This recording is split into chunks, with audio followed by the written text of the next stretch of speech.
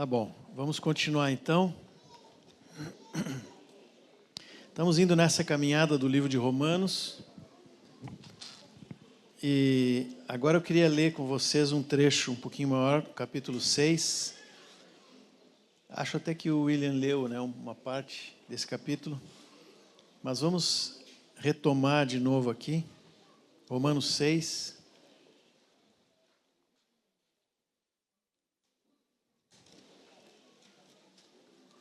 Na sequência do livro. Nós vamos ver agora um pouquinho sobre 6, 7 e o início do capítulo 8, tá?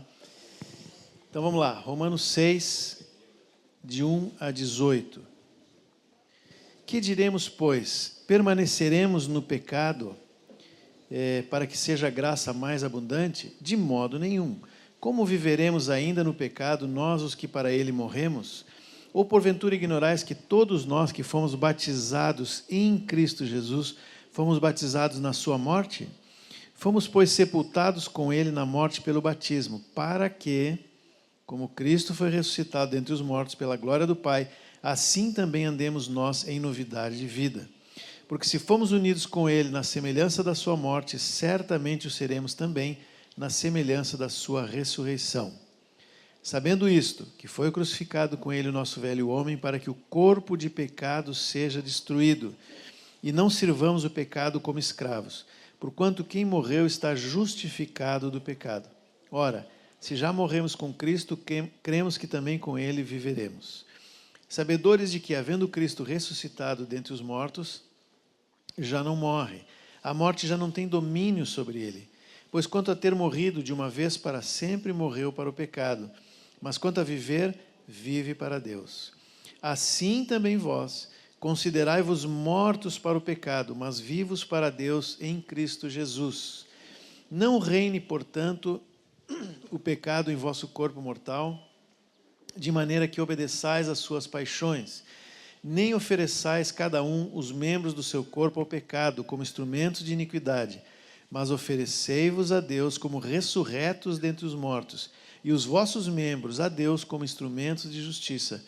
Porque o pecado não terá domínio sobre vós, pois não estás debaixo da lei, e sim da graça.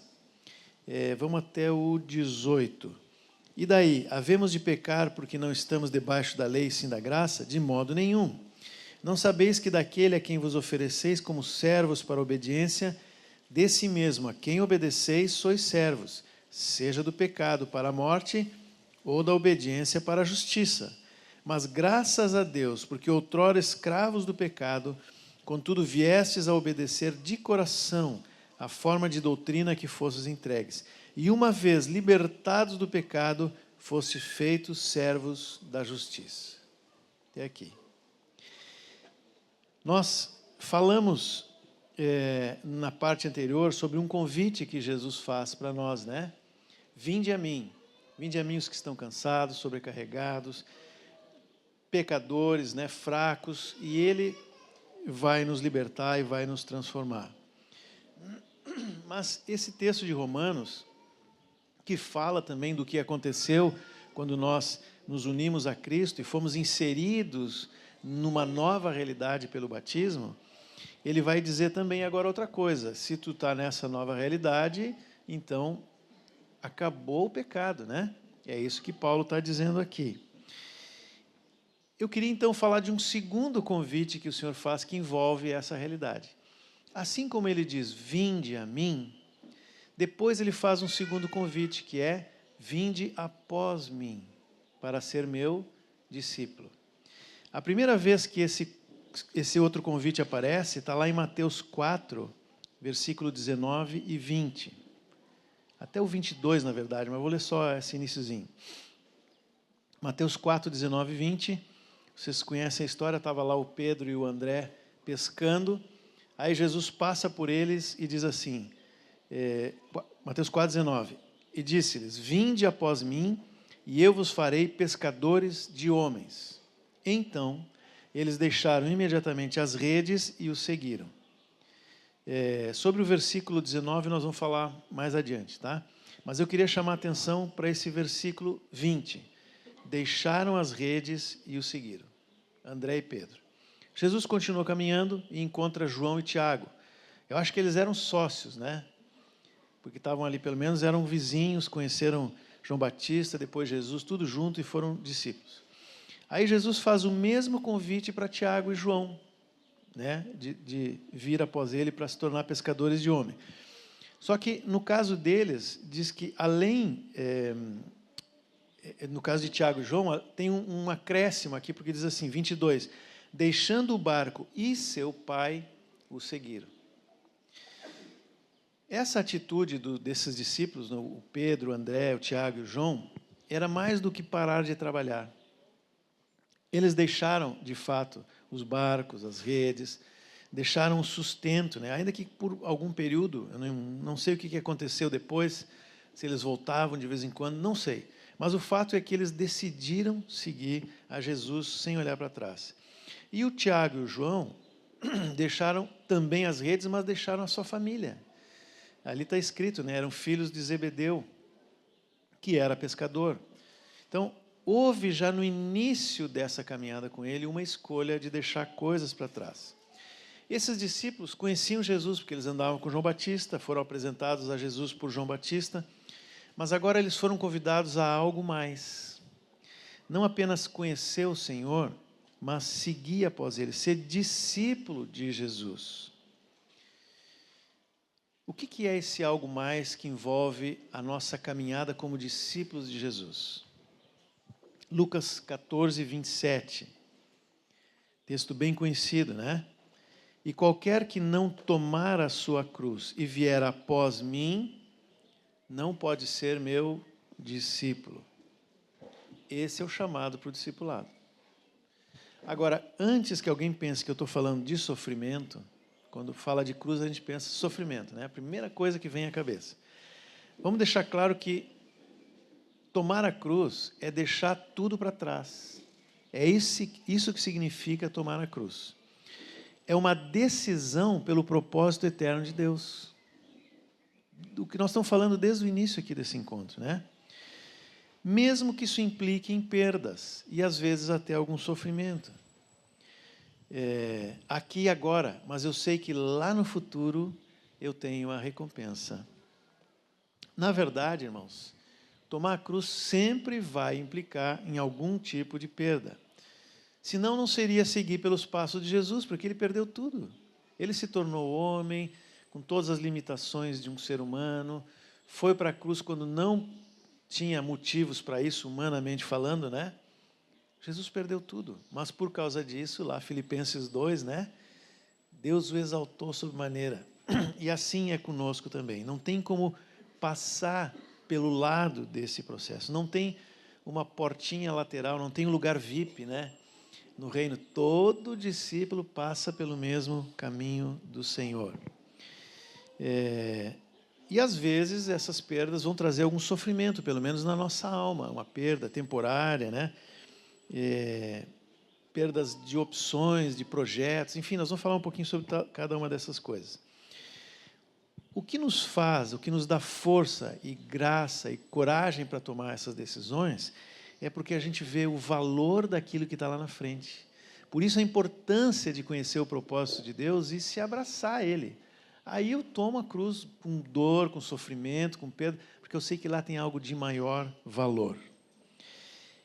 Quando eu era criança, eu lembro, eu morava numa cidade pequena, lá no interior do Rio Grande do Sul, e tinha um homem que era um mendigo, que andava na rua, e o mendigo normalmente leva muita coisa, né? Mas esse era demais, assim.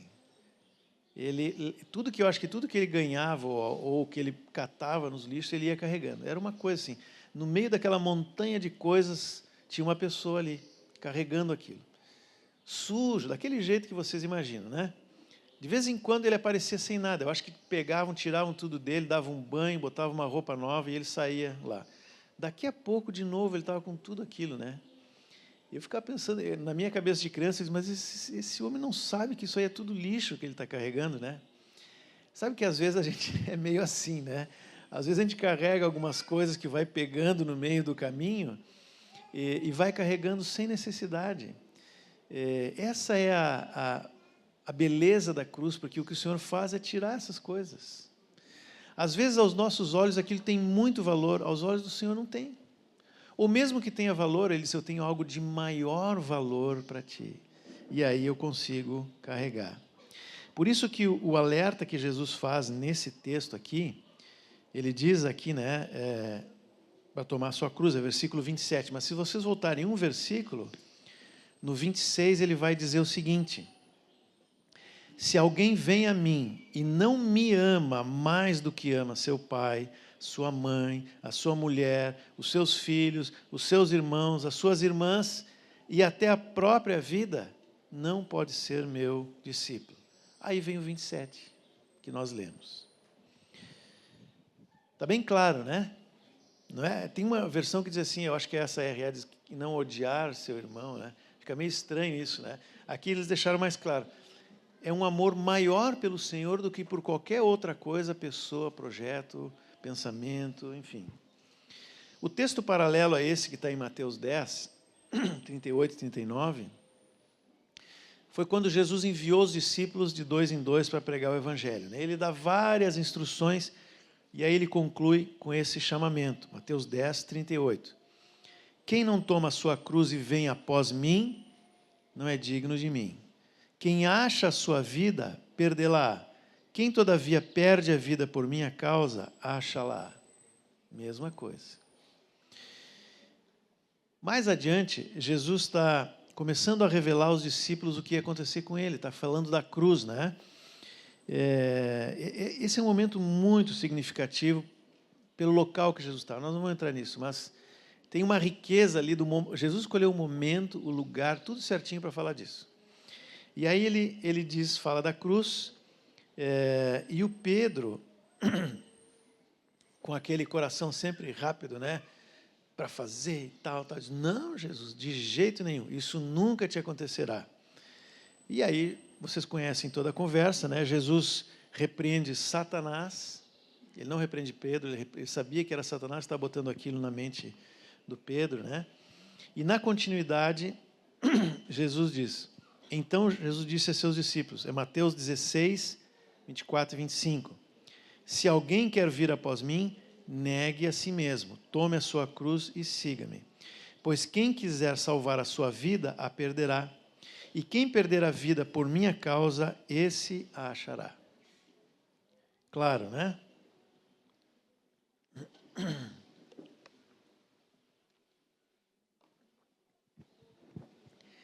Nós podemos dizer, então, que esse vinde após mim, esse convite do Senhor, nada mais é do que tomar a cruz. Está claro os textos, né? O que é plenamente compatível com aquilo que Paulo falou em Romanos 6, que nós lemos há pouco. Jesus morreu, fomos incluídos na sua morte, agora não pecamos mais, estamos longe disso. O assunto está resolvido de uma vez por todas. É isso? Sim ou não? Está resolvido o assunto do pecado? Quem diz que sim? Quem diz que não? Sim e não.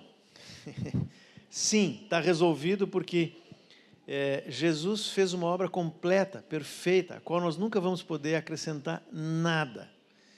E Jesus liquidou com Satanás, com esse mundo, com o pecado, tudo resolvido. E quando nós fomos incluídos em Cristo, nós estamos na posição correta. A nossa posição está certa, é em Cristo.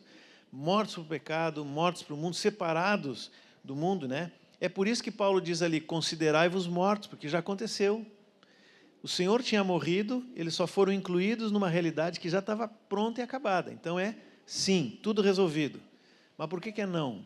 Não, porque a nossa experiência precisa se adequar à posição que nós estamos em Cristo. E é esse o trabalho que nós estamos falando aqui. Todo dia nós vamos adequando a nossa experiência à realidade na qual já fomos incluídos. E como é que a gente faz isso? Tomando a cruz dia a dia e seguindo a Jesus. Esse conflito vai ficar mais claro na sequência, né? Se a gente continuasse lendo aqui o livro de Romanos, depois podem ler o capítulo 7, Paulo faz uma confissão ali, né? Porque depois de falar tudo isso, aí ele diz assim, olha, Lá dentro, eu quero fazer a vontade de Deus. O novo homem, lá no meu espírito, eu tenho todo o desejo de fazer o bem que agrada a Deus. Mas aqui fora eu não consigo. Esse corpo de pecado, que inclusive nós lemos no texto, né? Paulo disse, eu quero, está claro para mim qual é a vontade de Deus, mas eu não tenho forças. Eu descubro que tem alguma coisa que está me atrapalhando, né? O que eu não quero fazer é só um descuido e acontece. Mas o que eu quero é muito difícil.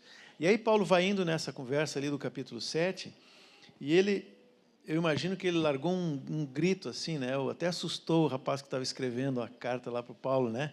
Porque ele diz assim, miserável homem que sou, quem me livrará do corpo dessa morte? Para nós é uma coisa estranha isso, né? Mas os romanos entendiam. Quando eu fiz a faculdade de Direito, tinha uma cadeira que era Direito Romano, que alguns que fizeram devem ter lembrado disso, né? Todo mundo passa assim, não quer nem saber daquilo. Mas eu aprendi uma coisa lá muito interessante. Em Roma havia alguns pretores, que era o juiz romano, que eles começaram a aplicar uma pena para quem havia assassinado alguém. Ao invés de fazer a mesma coisa, né, de matar a pessoa e tal, eles atavam o corpo do defunto que ele tinha matado no corpo da pessoa. E ele saía com aquilo ali, se decompor. Imaginem o que é, gente. Não, nem vou imaginar, né? Só que assim, é exatamente isso que nós levamos. Nós levamos um corpo de pecado. Então Paulo estava desesperado, porque por dentro ele queria fazer, mas ele não conseguia se soltar daquilo, que nem o cara que tinha sido condenado lá conseguia se livrar daquele defunto. Cada vez cheirava pior, né? Até o ponto que ele também morria, eu imagino, contaminado, sei lá o que acontecia, né? Como é que Paulo saiu dessa confusão para poder caminhar em direção ao alvo, ao propósito de Deus? Aí a gente chega no capítulo 8. Ele vai descrevendo todo o processo dele, né? Então, capítulo 8, versículo 1, diz assim, agora, pois, já não existe condenação para os que estão em Cristo Jesus, porque a lei do Espírito da vida em Cristo Jesus livrou você da lei do pecado e da morte. Porque aquilo que a lei não podia fazer por causa da fraqueza da carne, olha o corpo de pecado aí, né? Isso Deus fez, enviando o seu próprio Filho em semelhança de carne pecaminosa e no que diz respeito ao pecado. E assim Deus condenou o pecado na carne, a fim de que a exigência da lei se cumprisse em nós, que não vivemos segundo a carne, mas segundo o Espírito. Os que vivem segundo a carne se inclinam para as coisas da carne, mas os que vivem segundo o Espírito se inclinam para as coisas do Espírito. Ele diz, nós que vivemos no Espírito conseguimos cumprir a lei. O que ele está falando, né, no 4 ali, a fim de que a exigência da lei se cumprisse em nós, que não vivemos segundo a carne, mas segundo o Espírito. Nós podemos, porque temos o Espírito Santo, desde que, aí vem o requisito, nós nos inclinemos para o Espírito. É uma lei maior que age sobre nós e nos faz andar segundo a vontade do Senhor. Mas isso é automático?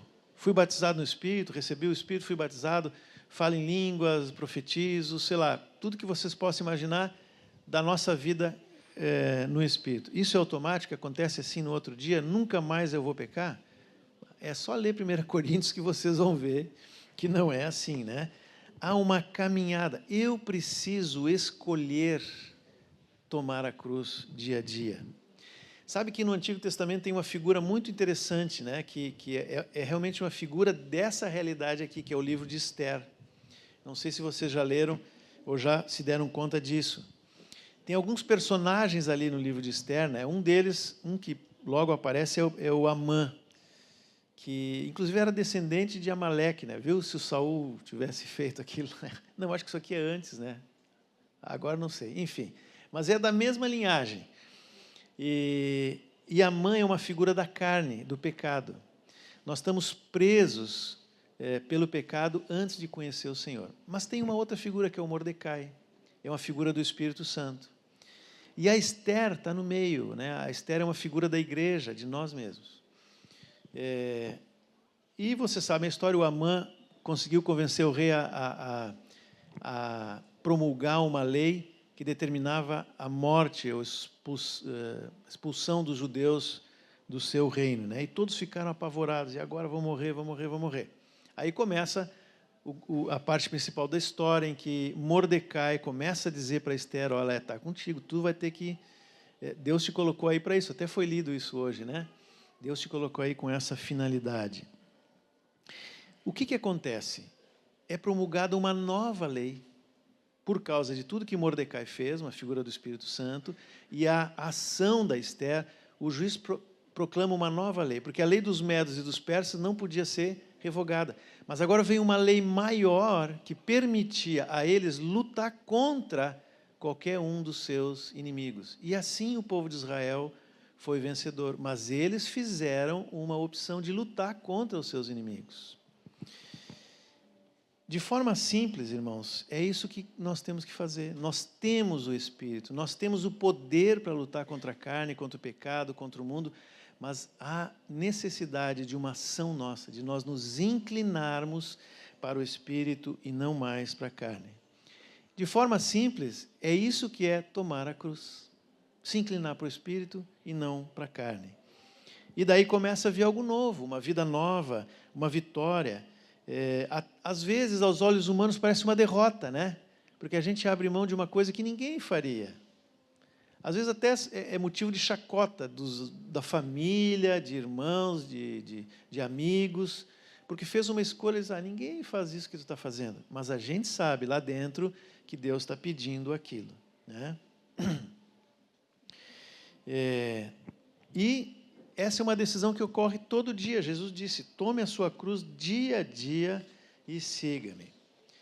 Paulo foi vendo que esse segredo, né, do dia a dia tomar a cruz, cada pequeno passo que ele dava, logo vinha o Espírito Santo e, na sua fraqueza, dava condições dele atender à vontade de Deus. Mesmo que a sua carne continuasse pecaminosa e agindo contra, agora tinha uma lei maior que impedia que ele fosse, ou que dava condições dele não cair no pecado.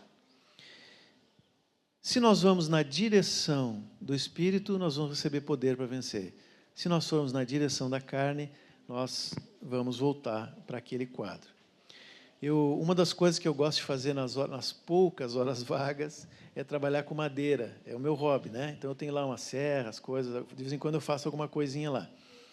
E quer uma coisa que tem que ser linha reta, é marcenaria. E assim, às vezes, sem a gente se dar conta, né, a lâmina vai fazendo pequenas curvinhas, assim. Então, a todo momento tem que botar um gabarito, tem que medir, tem que fazer um ajuste, porque se tiver um pequeno desvio aqui, no final do móvel vai estar assim, né? Então, esse é o processo. A gente precisa se inclinar para o Espírito e não para a carne, né? É isso que Paulo estava dizendo. Agora, de onde que Paulo tirou esse segredo, né? Claro que foi por inspiração do Espírito Santo, mas o que o Espírito lembrou Paulo de se inclinar para um lado ou para o outro? Bom, eu não tenho certeza, não está escrito, mas eu desconfio que ele lembrou do Calvário. Qual é a cena do Calvário? Vamos pensar o seguinte, se nós não conhecêssemos a palavra, tivéssemos lá no ano 30, né, eu acho que foi lá no ano 30 que Jesus foi crucificado, e alguém dissesse assim, tu vai preparar aqui o Calvário, Jesus vai ser crucificado. O que a gente faria? Eu colocaria uma cruz só, né? Passou a semana inteira todo mundo falando de Jesus, aí chega no último dia, ele vai ser a atenção de toda Jerusalém. Mas qual é a cena do Calvário? Quantas cruzes tinha? 3. Do lado de Jesus, tinha um bandido, não sei o que ele fez, do outro lado, outro criminoso, também não sei o que fez. Aí, e o povo ali, né, o mesmo que tinha clamado a entrada de Jesus, depois disse, crucifica, crucifica, agora está dizendo, tu é filho de Davi, tu é o Messias, então desce da cruz. O bandido que viu que ia morrer, de um dos lados aqui, ele disse assim, é isso mesmo, Jesus, tu falou tanto, né, agora prova. Desce da cruz e me tira daqui. O que aquele homem queria? Evitar a morte. Simples. Ele queria evitar a morte, ele queria descer da cruz. Ele não queria morrer. Do outro lado, alguém na mesma condição, olha para Jesus e vê por revelação o Rei dos Reis. Primeiro ele repreende o outro, né? O seu coleguinha ali de Calvário, né? Aquele que falou mal de Jesus. Repreende ele e diz, olha, nós estamos aqui porque a gente merece. Mas esse homem, o que ele fez de mal para estar aqui? Nada. Aí ele volta para Jesus e diz assim: Senhor, lembra-te de mim quando entrares no teu reino. O que aquele homem viu? Ele viu o propósito eterno de Deus.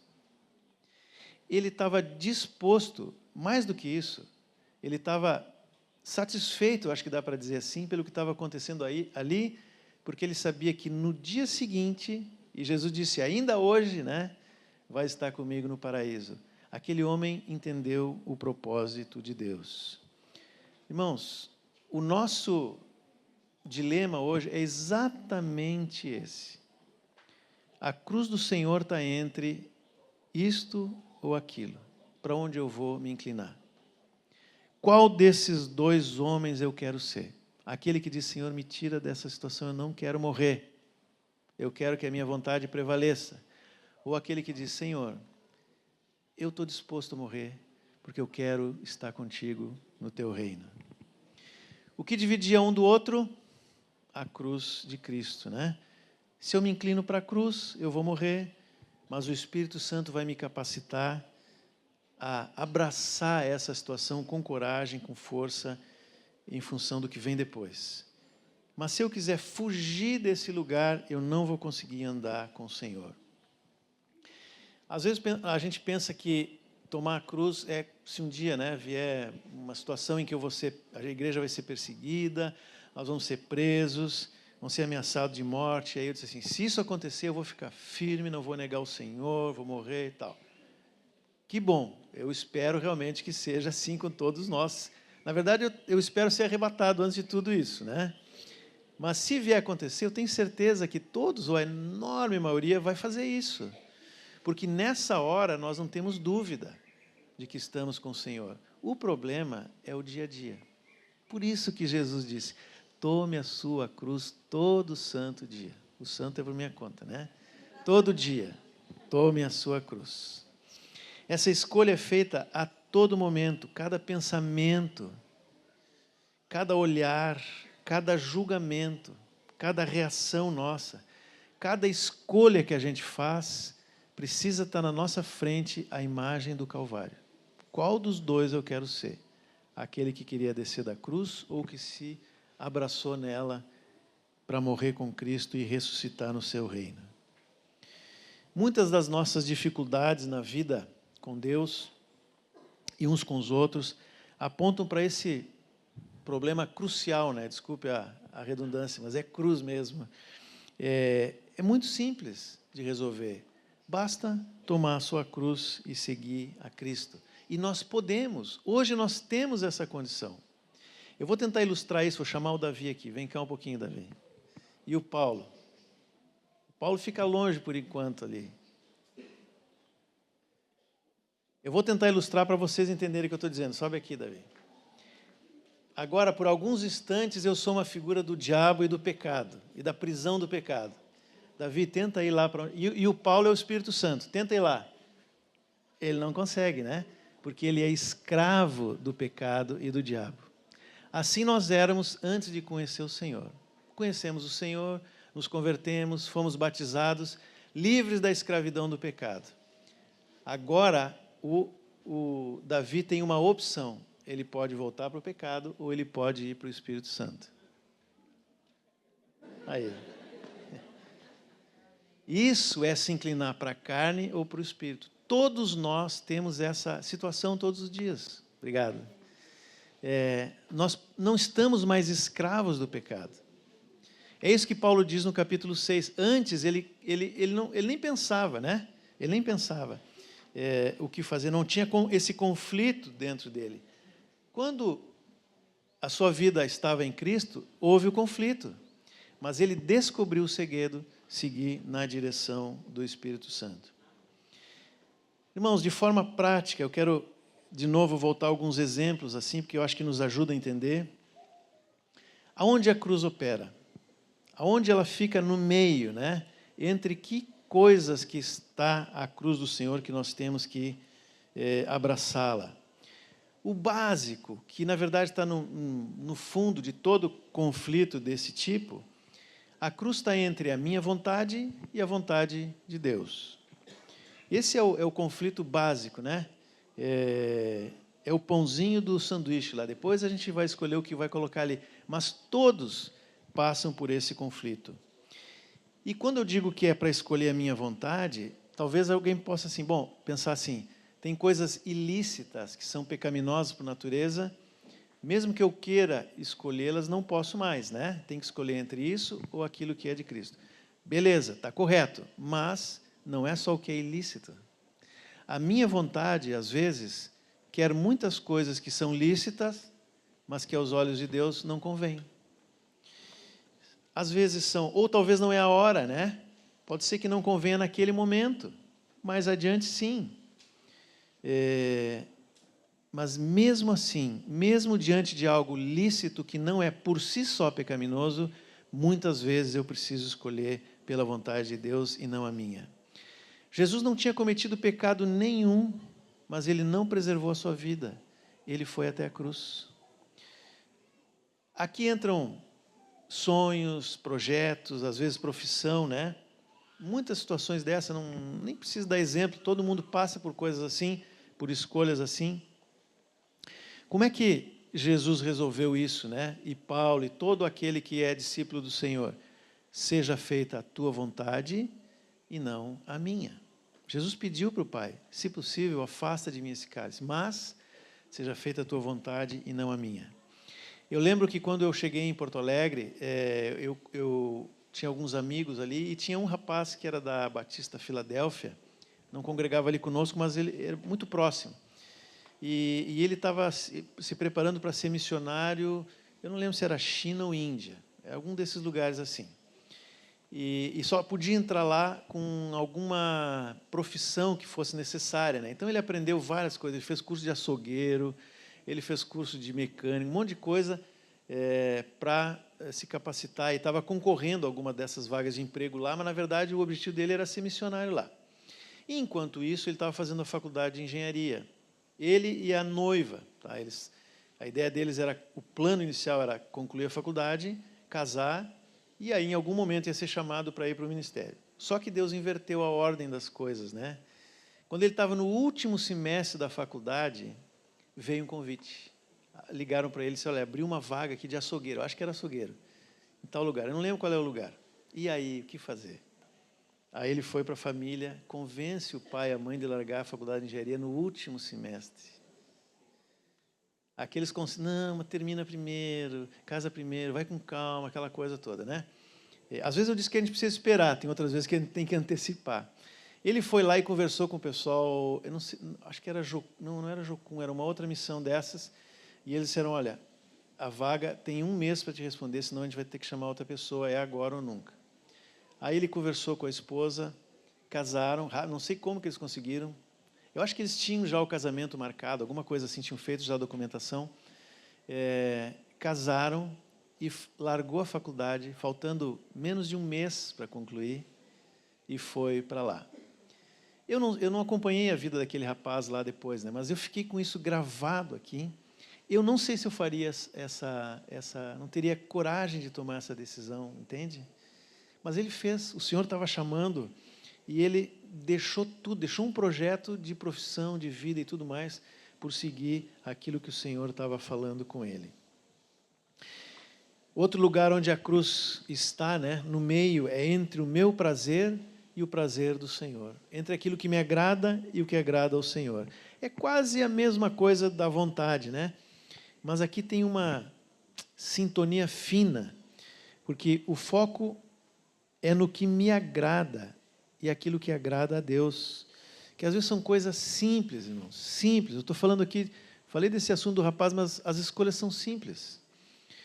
O uso do meu tempo, por exemplo. Hoje é um problema, um problemão, o uso da internet, das redes sociais, do entretenimento, coisas simples. Tem pecado fazer isso? Às vezes tem, né? Mas, às vezes, mesmo que não tenha pecado, mesmo que eu estou lendo coisas assim no Instagram de mensagens cristãs ou tudo mais, mas aquele dedinho não para nunca, né? E estou falando para mim mesmo, tá? E vai sempre lá e vai puxando para cima. Um desses irmãos que trabalha com TI me disse que isso é proposital, que é uma forma que gera na mente a necessidade de sempre ver algo mais. Olha, vira uma prisão.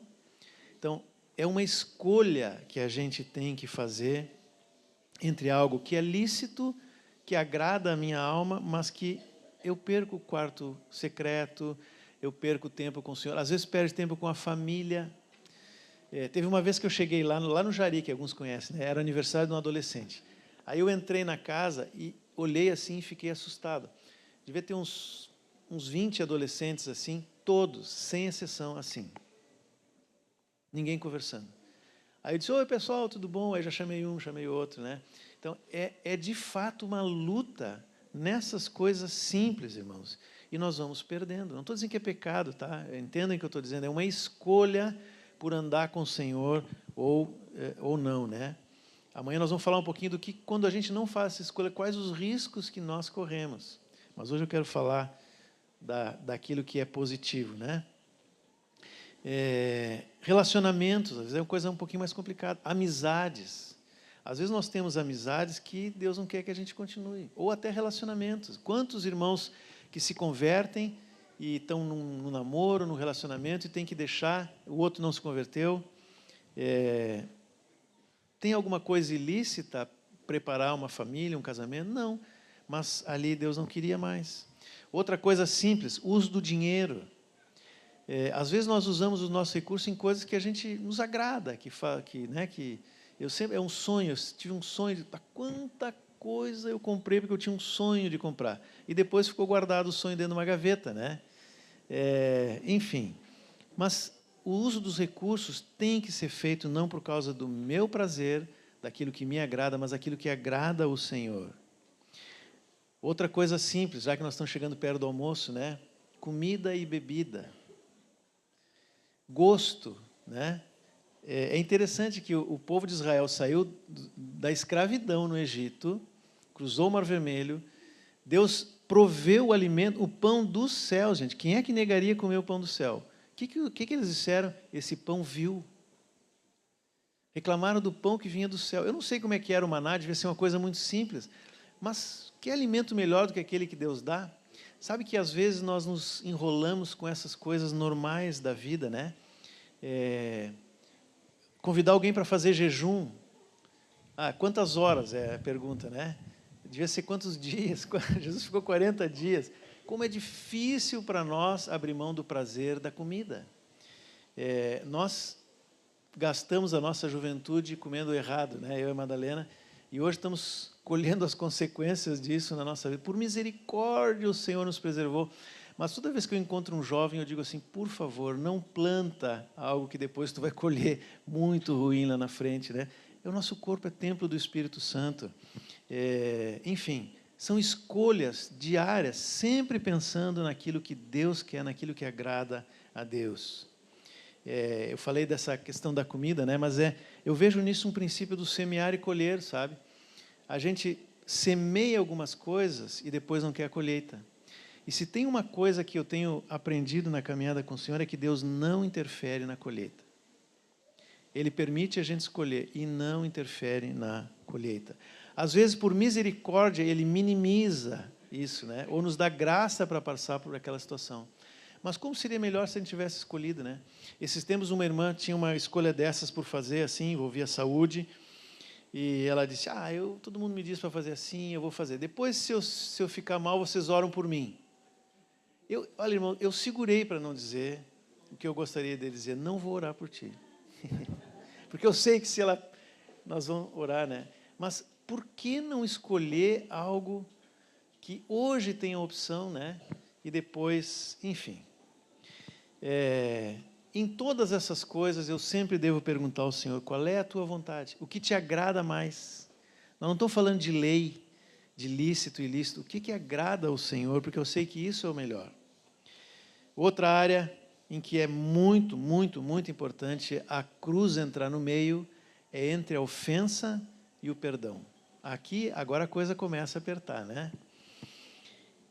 Na caminhada com o Senhor, nós vamos passar por muitas decepções com pessoas, né? Às vezes verdadeiras, outras vezes é só aqui dentro da cachola. Mas nós vamos passar por muitas decepções. O que fazer numa situação dessas? É perdoar, tomar a cruz e seguir adiante. É simples. Esse é o caminho da palavra, né? Ah, mas se eu perdoar, eu vou perder alguma coisa. Mas, claro, a palavra já diz, é perdão. É uma perda grande, não é? Então, vai perder e vai perder muito. Agora vocês não vão esquecer o que é perdão, né? Perdão, é uma perda grande. Sabe que quem trabalha com finanças, né? E aconselha, assim, alguma pessoa que tem uma empresa, por exemplo, quando aquela pessoa vende um negócio, sei lá, vendi uma caixa, uma Bíblia, um livro, qualquer coisa, e o meu cliente vai me pagar daqui a um mês. O que contabilmente a gente faz? A gente põe lá em créditos a receber. Eu tenho a receber aquilo. Já foi o que era meu, estou esperando receber o valor, está lá em créditos a receber. Aí passa um mês, 2 meses, a pessoa não paga. Qual é o conselho de alguém que trabalha com finanças? Joga isso para prejuízo, logo, o mais rápido que tu puder. Por quê? Porque se ele não fizer isso, além de não receber o que ele tinha direito, ele vai pagar imposto, porque ele vendeu. O fato gerador do imposto é a venda. Então, irmãos, sabe o que isso me lembra? Aquela parábola que Jesus contou dos 2 servos que eram devedores, né? Um devia um caminhão de dinheiro para o rei, e o rei perdoou. Aí ele vai para o outro servo que devia uma coisinha de nada, assim, e ele não perdoa. Aí Jesus disse, por causa disso, ele vai ser atormentado pelos verdugos. Lembram disso? É o imposto. O verdugo é o imposto. Que eu não recebi, vendi, não recebi, vou ter que pagar. Eu não sei se o verdugo é demônio, se é o diabo, se é opressão na mente. Eu não sei o que é, mas é tormento. Quando nós não perdoamos, nós ficamos debaixo de tormento. Às vezes são relacionamentos que a gente passa doloridos, complicados, aí a gente fica com medo de entrar num outro relacionamento, ou medo de confiar nas pessoas, né? Sabe o que me lembra isso? A parábola dos talentos. Você lembra? Um recebeu 5, o outro recebeu 2 e o outro recebeu 1. Aí diz que o 5 negociou os 5 e conseguiu 10, mais 5, né? Ficou com 10. O que tinha 2 negociou, conseguiu mais 2, ficou com 4. E o último não negociou, guardou lá embaixo da terra e ficou só com aquilo ali.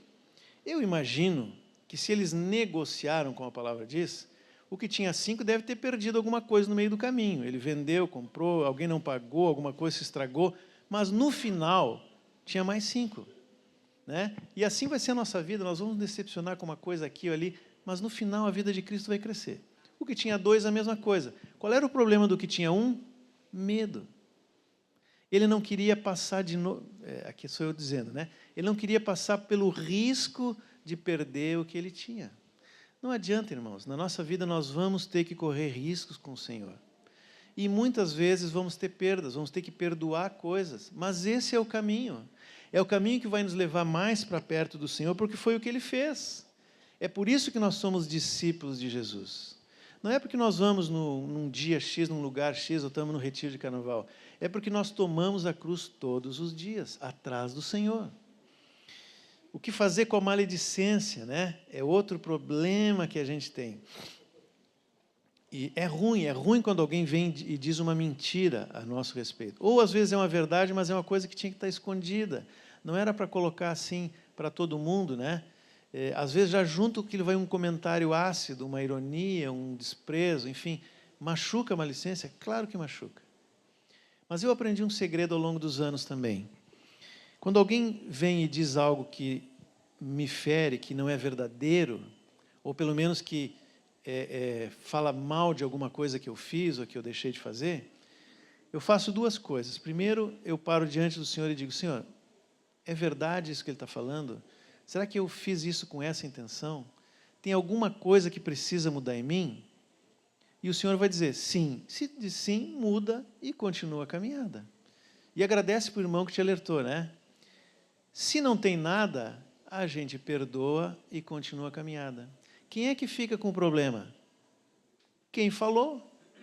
A maledicência é pecado. Ele é que agora está com o problema. Eu não posso eu carregar esse problema pelo resto da vida. Então esquece a maledicência, desde que o Senhor diga que está tudo certo, e anda para frente.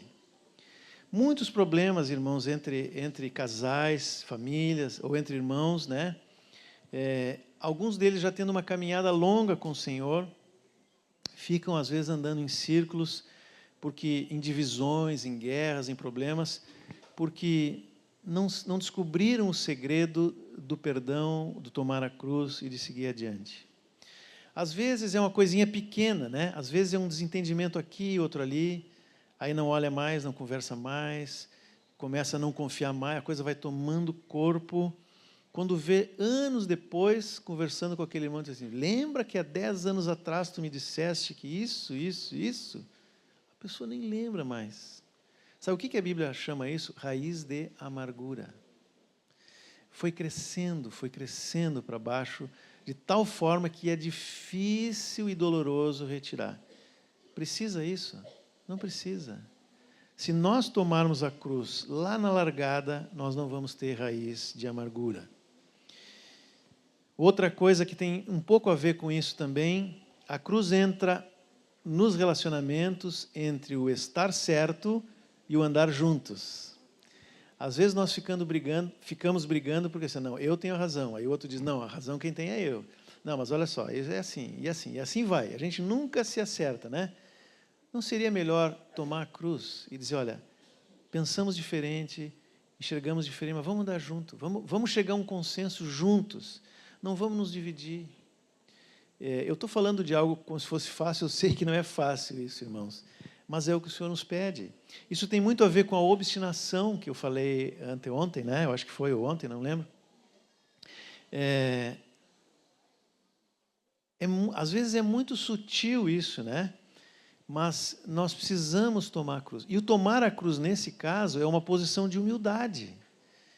Porque nenhum de nós tem toda a verdade. Aliás, Deus nunca deu e nunca vai dar conhecimento pleno a nenhum homem, exceto Jesus. Nenhum de nós tem a plena verdade. As coisas que eu creio hoje, muitas delas eu pensava diferente alguns anos atrás. E eu sei que daqui a uns anos, talvez, coisas que eu creio hoje eu vou pensar diferente. Faz parte da nossa caminhada com o Senhor, e muitas dessas coisas eu aprendi com irmãos que me apresentaram outro viés da mesma situação. Então nós temos que ter humildade como o Senhor, para sentar com o meu irmão e dizer, olha, irmão, eu não consigo enxergar assim, me ajuda a ver, mas não vamos abrir mão da unidade, vamos andar juntos. Isso numa família, gente, é essencial. Algum tempo atrás,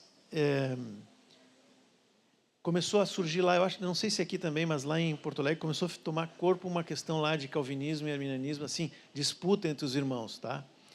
Aí os colegas me pediram para mim dar uma olhada nisso, porque tinha um retiro de jovens como esse, e eles me pediram para ministrar sobre esse assunto. Eu conhecia assim muito por cima, tanto um como o outro, e fui ler e fui ver alguns vídeos do YouTube. Procurei fazer com aqueles irmãos que eram mais referência num e no outro campo, né? Não me perguntem o que eu penso sobre isso, que eu não vou dizer. Mas eu estou usando esse exemplo porque eu fiquei escandalizado quando eu fui olhar os debates que estão no YouTube. Gente, eu não acreditei. Eu fiquei horrorizado. Eu disse, mas são irmãos, de fato. O que adianta eu conhecer a tulipa inteira, os 5 pontos, ou ter todos os contra-argumentos do calvinismo e tal, saber isso e tal, e versículo e coisa e tal, se eu chego diante do meu irmão e digo assim, tu não sabe nada, tu é um desonesto, e daí para fora. Eu fiquei escandalizado.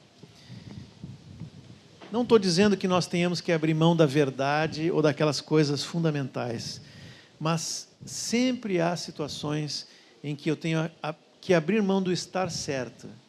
Às vezes eu não mudo a maneira de pensar, mas eu deixo ela um pouquinho de lado para poder andar com o meu irmão, andar junto com ele. O que falta nessa situação? Tomar a cruz.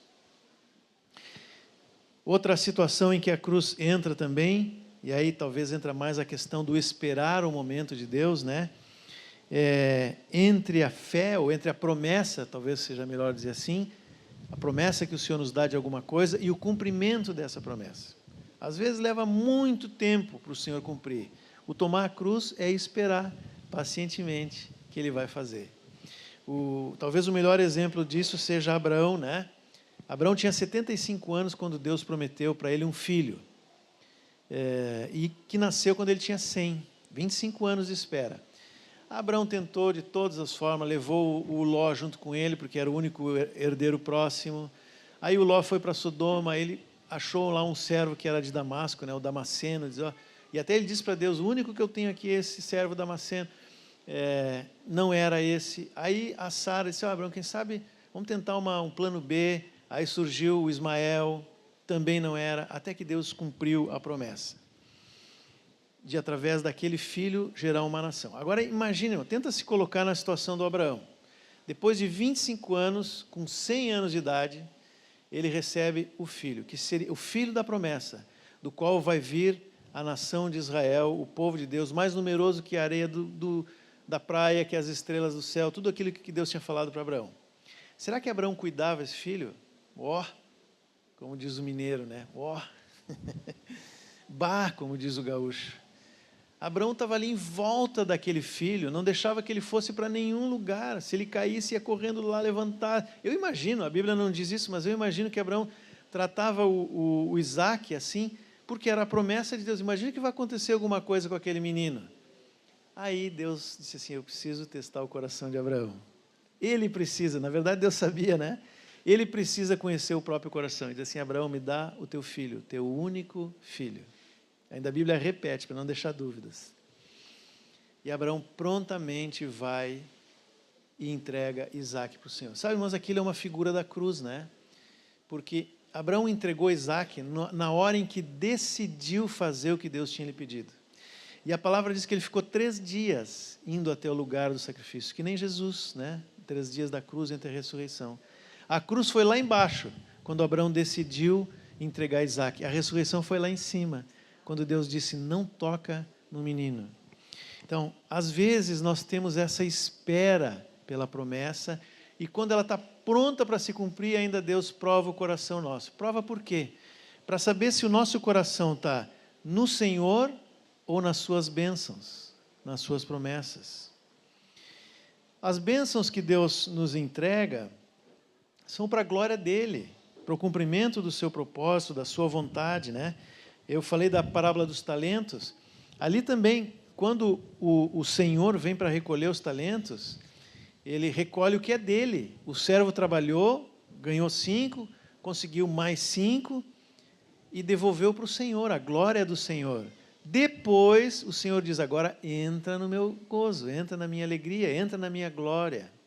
Então, o que nós fazemos em primeiro lugar é para que o Senhor seja glorificado. E muitas vezes nós vamos ter que esperar ou passar por situações de cruz. Se eu não passar por esse processo, eu não consigo ser discípulo de Jesus. É preciso passar por esse processo de entregar tudo nas mãos do Senhor, de tomar a cruz dia a dia. Vocês lembram que nós começamos falando do texto de Mateus 4, quando Jesus chega para Pedro, Tiago, João e André, né? E diz, eu vou fazer de vocês pescadores de homem. E eles deixaram tudo. Isso aconteceu ali? Não, não aconteceu ali. Vai acontecer mais tarde. Quando nós vamos lá para João 21, depois da morte e da ressurreição do Senhor, os discípulos, exatamente esses mesmos e talvez mais alguns outros, estão lá parados, né? Jesus tinha morrido, ressuscitado, eles estão meio sem saber o que fazer. Aí o Pedro, de novo, sempre o Pedro, né? Ele disse assim, vamos pescar. É o que eles sabiam fazer. Aí eles foram pescar no mesmo lugar, talvez até nos mesmos barcos, com as mesmas redes, tudo igual. E aconteceu o mesmo que aconteceu lá atrás, não conseguiram pescar. Aí Jesus aparece na praia e diz assim, joguem do outro lado. E esse foi o sinal, né? Porque eles jogaram, puxaram a rede cheia de peixes, e aí eles disseram, é o Senhor. E aí correram para a praia para estar com o Senhor, pegaram os peixes, botaram lá, fizeram, né? Enquanto eles estavam ali, e diz que eram 153 grandes peixes. Eu já ouvi falar, não sei se é verdade, que na época haviam 153 nações, o que não é muito diferente de hoje. Eu acho que a ONU tem um pouco mais do que isso de membros da ONU, né? Então, de certa forma, seria uma representação do mundo todo, né? Não sei se é verdade isso ou não, mas não importa. O fato é que eles colheram aqueles peixes, recolheram os peixes, fizeram e estavam comendo com Jesus. Enquanto estavam ali comendo os peixes.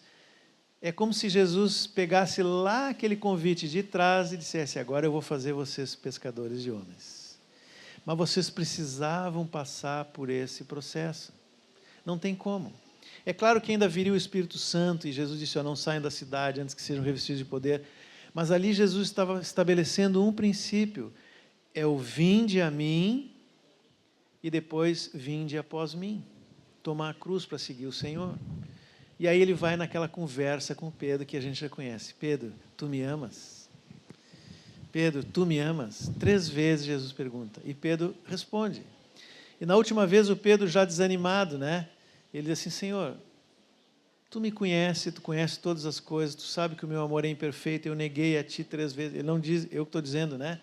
Estou aumentando aqui a versão ampliada. Pedro abriu o coração dizendo: eu não consigo. O que Jesus diz para ele? Apacenta as minhas ovelhas. Irmãos, nós somos o Pedro. Nós negamos a Jesus muitas vezes. O nosso amor é imperfeito. E o texto termina, do 1 ao 19. O 19 diz assim: disse isto para significar com que gênero de morte Pedro havia de glorificar a Deus. Morreu crucificado, né? Depois de assim falar, acrescentou-lhe: segue-me. Não é só para o Pedro que Jesus diz isso, ele diz para nós todos. O chamado do Senhor para nós é sempre duplo: vinde a mim. Ele é a fonte dos nossos recursos. Se nós andamos cansados, sobrecarregados, acusados, com muitas necessidades, o Senhor continua dizendo: vinde a mim. Mas na medida que Ele cura as nossas feridas, nos trata, nos alimenta, Ele nos diz: agora é hora de tomar a cruz e seguir após mim, porque eu preciso que tu cuide das minhas ovelhas. Essa obra tem que continuar até a vinda do Senhor. Hoje eu estava dizendo para a Madalena, eu imagino o terror que vai ser para alguém que está no carnaval ou que simplesmente nega a Cristo, aqueles que ridicularizavam os cristãos. Eu não fico pensando assim: vai ter o castigo final no inferno. Não, o terror que é, irmãos, chegar num momento em que tu vai perceber que a verdade era outra e que tu viveu a vida inteira longe disso, só que agora não tem opção, não tem escolha. Que terrível é isso. É por isso que o Senhor Jesus nos diz: eu quero fazer de vocês meus discípulos e que vocês sejam usados para apacentar todas as ovelhas que eu tenho nesse rebanho. Eu preciso tomar a minha cruz. Eu preciso escolher aquilo que agrada ao Senhor e não o que me agrada, para que o Senhor possa fazer essa obra completa na nossa vida. Mas para fazer isso, a gente volta sempre no mesmo ponto: eu preciso ter uma visão de propósito eterno de Deus, que não é um conceito, que não é uma ideia, uma frase pronta, é algo que tem que conquistar o meu coração. Quando isso está claro na minha frente, eu vou atrás do Senhor, eu tomo a cruz, eu vou atrás das vidas, eu faço tudo o que o Senhor me disse para fazer e deixo para trás tudo aquilo que Ele quer que eu largue. Amém? Que o Senhor possa cada vez mais tornar isso claro na nossa vida nesses dias. Amanhã nós vamos falar um pouco sobre a obra que o Espírito Santo faz para nós chegarmos nesse ponto. E também algumas advertências que nós, sem nos dar conta, podemos retroceder. Mas não esqueçam desse convite duplo do Senhor que Ele faz todos os dias para nós, né? Vinde a mim, vinde após mim. Amém? Senhor Jesus, te damos graças, Senhor, por ainda temos tempo de fazer essa escolha, Senhor. Muitas pessoas vão chegar surpresas diante de Ti, sem essa possibilidade que nós temos hoje. Nós não queremos perder a oportunidade, Senhor. Trabalha no nosso coração, na nossa mente, na nossa alma, a partir da Tua habitação aqui interior, Senhor, para que nós possamos sempre escolher a Tua vontade.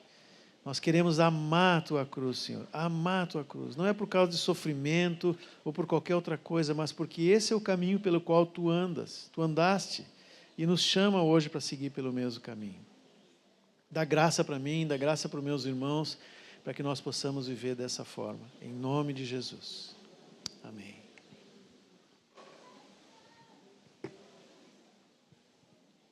Glória a Deus. Glória a Deus.